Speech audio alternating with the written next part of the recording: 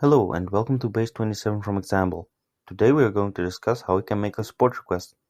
A support request provides help with the Base27 application. This can be done in multiple categories to make sure you get the help you need. Base27 has an easy overview where you can see all your previously made requests and the answers that were given on your request. Besides questions, you can also give suggestions to help improve the Base27 application even more. There are 5 categories of support to choose from. The questions you can ask can be about the Base27 application, but they can also be about information security or privacy security of your own organization. Now we will show you how to make a support request. This can be done by clicking on the text balloons on the bottom of the main menu beside your name. If you click on these, the support screen will appear. First, select what kind of support you need. Once you select your category, you can ask your question.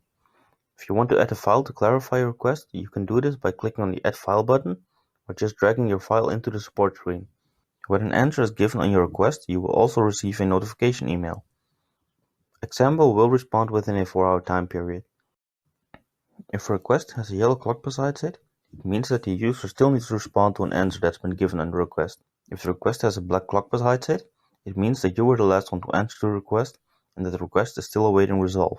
If a request is grayed out and has a check beside it, it means that the request has been resolved. The icon in front of the check or clock corresponds with the category the request was made in. If the answer didn't solve your request, you can add additional information or files to help Axxemble solve your request. If the answer that's given has resolved your request, you can click on the Close Request button.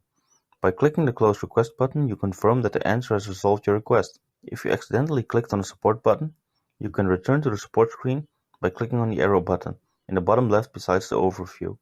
When you forget the answer to a request, you can still click on the previously made requests in the overview. This will show you the response that was given to resolve your request.